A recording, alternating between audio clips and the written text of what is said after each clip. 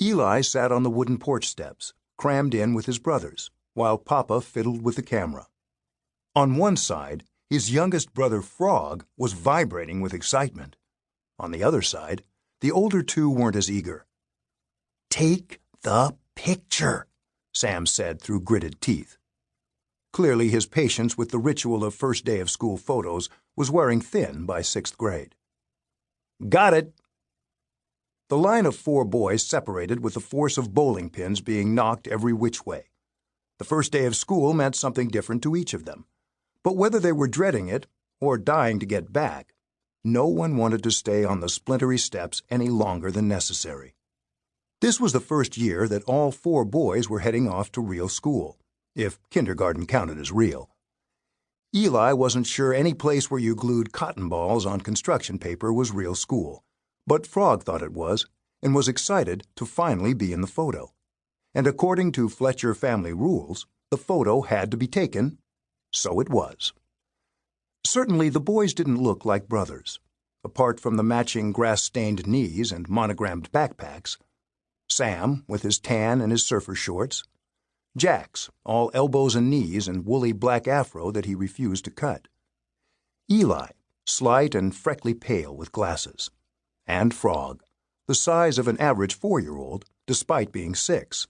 Frog seemed to have the energy of at least 3 6-year-olds, but in a very concentrated size.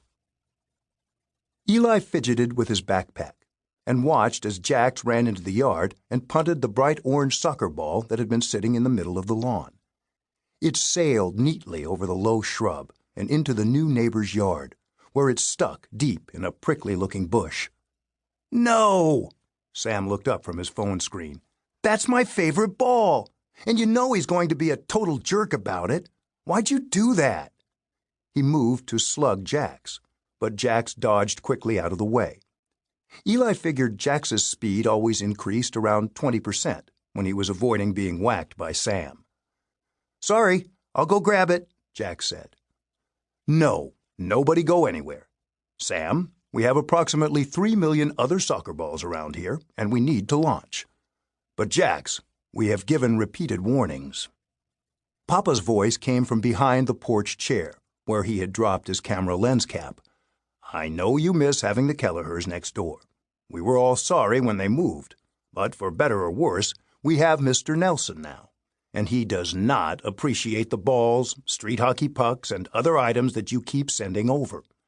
After the rather difficult conversation with Officer Hollis on Labor Day, the less we bug Mr. Nelson, the better." Eli knew he wasn't kidding. When the family had come home from their vacation last month, the Kelleher house had no longer had the for sale sign swinging in front of it. Instead of a basketball hoop, the driveway now had nothing but an extremely shiny old Buick. And the yard, which had been remarkable only for the dandelions, was now all spruced up with what looked like hundreds of carefully transplanted flowers. Flowers that apparently weren't able to withstand the occasional ball. Old Mr. Nelson didn't seem as fancy as his flowers. He was kind of grizzled-looking. He scowled at the boys when he walked his yappy little dog and ignored them the rest of the time. But calling the police on their sing-along had definitely been what Eli's history book would call an escalation. "Why couldn't someone cool with kids have moved in?" Jax mumbled. No one bothered to answer him.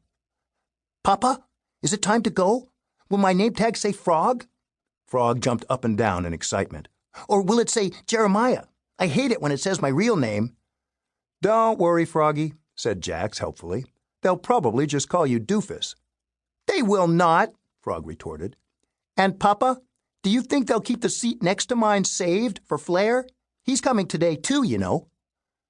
Papa ignored the mention of Flair, Frog's imaginary best friend, who happened to be a cheetah, and concentrated on shutting down his camera. Eli agreed with this strategy. It was never a good idea to try to talk Frog out of his imaginary creatures. Once the camera was carefully placed back in its case, the launch began in earnest. This year, Sam and Jax would bike or walk together most of the time, but today, with all the school supplies, they rode with Papa. Eli had a little pang that he and Jax weren't starting 4th grade together. They had always been in the same grade at the same school, even if they hadn't been in the same class, and he would miss the comfort of having Jax nearby. But changing schools had been his choice. He wasn't going to worry about it now. Sam and Jax milled around, double-checking binders and colored pencils, while Papa tried to figure out where he had left his keys. Frog, who was supposed to get into the car with Eli, was, licking his hand and smoothing down his dark wispy hair in an effort to make it stay flat. Finally, he climbed in and started to buckle his booster seat. Eli watched all this from his own seat, buckled in and waiting patiently for Dad to get in and take him to Narnia, to Hogwarts, to Neverland.